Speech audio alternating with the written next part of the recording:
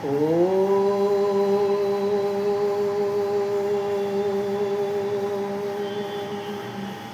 आज के अध्ययन में हम पढ़ेंगे सौंद्र नंदनम सर्गः।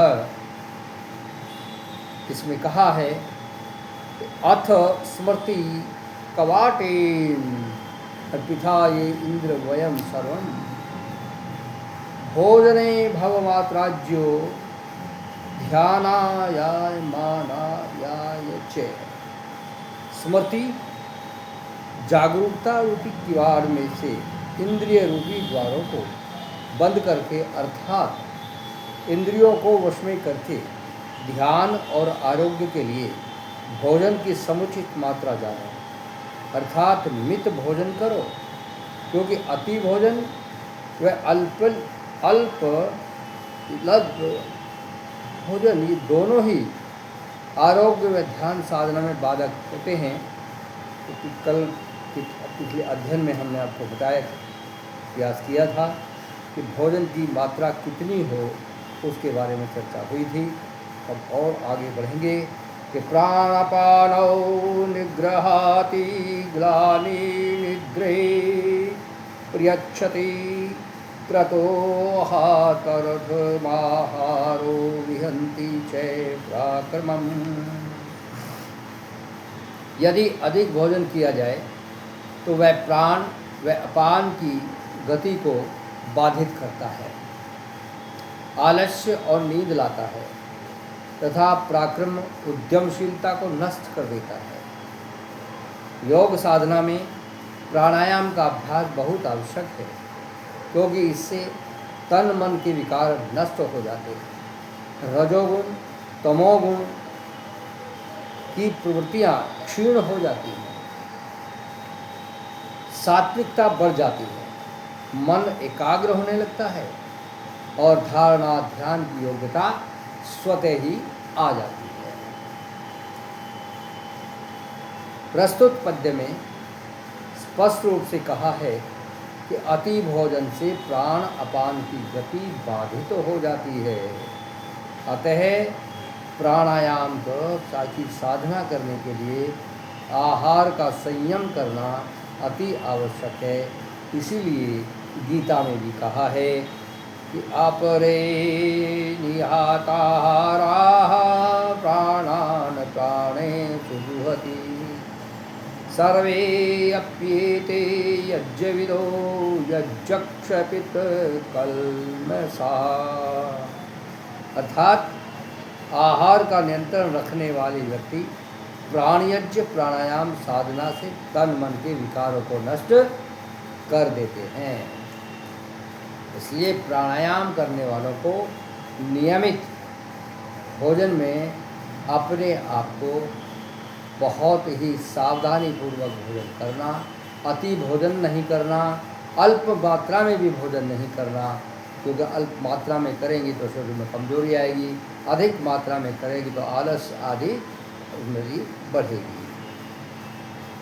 यथा चार्य हमारा आहार क्रतोर्थान कल्पयते उपयुक्त स्थातल्पल्यो सामर्थ्याय कल्पते।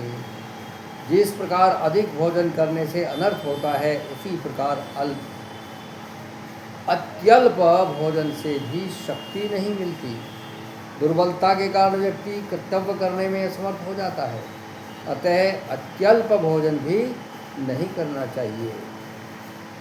आचयम द्युतिमुत्साहं प्रयोगबलमेव च भोजनं कृतमल्यफलं शरीरस्यापर्कसति। अत्यल्प भोजन करने से शरीर की पुष्टि नहीं होती तथा कांति, उत्साह और सक्रियता और बल का ह्रास भी होता है। यथा भारेण नमते लघु न अन्मते तुला समातिष्ठते युक्तेन भोज्येनेयं तथा तनुः।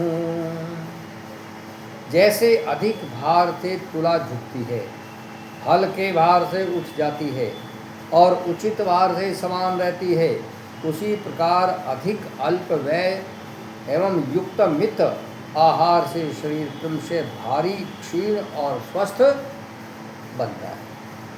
तस्मादभ्यवरहतव्यम स्वशक्ति मनोरपश्यता अर्णातिमात्रं च चात्यल्पं मेयं मानवशादपि। इसलिए अपनी शक्ति पाचन क्षमता को देखते हुए भोजन करना चाहिए।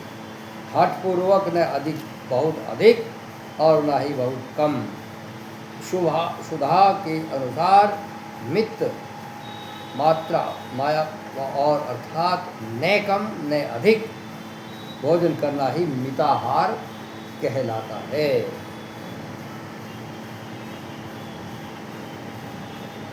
अत्याक्रांतो ही कार्य अग्निर्गुरुणान्नेन शास्यति अवच्छन्न इवा अल्पो अग्नि सहसा महत्स्मा।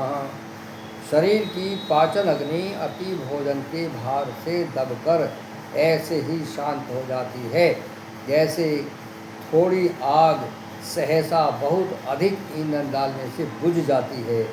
अतः अति भोजन कदापि भी नहीं करना चाहिए। अत्यंतमपि संहारो नाहारस्य प्रक्षयस्ति अनाहारो ही निर्वाति निरंधन इवानलः। भोजन को सर्वथा छोड़ देना भी प्रशंसनीय नहीं है, क्योंकि भोजन न करने वाले मनुष्य की जठराग्नि वैसे ही शांत हो जाती है जैसे ईंधन न डालने से अग्नि स्वयं ही शांत हो जाती है।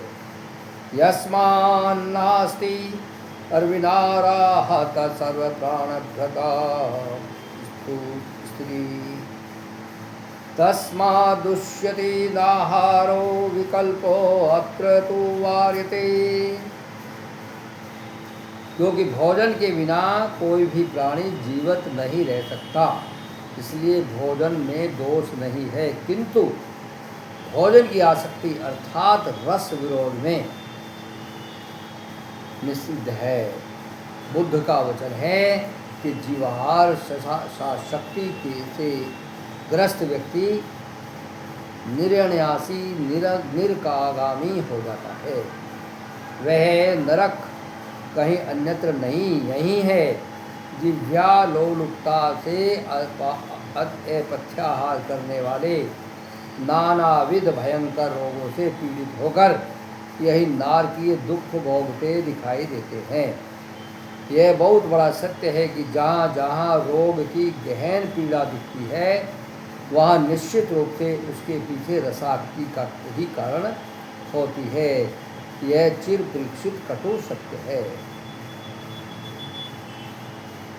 लोभ मूलानि पापानि रसमूला यथा स्मृता अरस्मे स्नेहमूला हि शोकाशचैत्रयं त्यक्त्वा भूसुखी भव। अर्थात सभी पाप लोभ मूलक होते हैं, सभी रोगों की व्यथा पीड़ादायक रसामुक्ति मूलक होती है, सब शोक राग मूलक होते हैं। यदि लोग रस अक्ति और रोग को विवेक दृष्टि से अनिष्ट कारक जानकर छोड़ दिया जाता है तो सारे दुख दूर हो जाते हैं। इस प्रकार रोगों की व्यथा से बचने के लिए रसाशक्ति से दूर रहना हो ही एकमात्र उपाय है। इसी विषय को हम आगे और अभी बात करेंगे।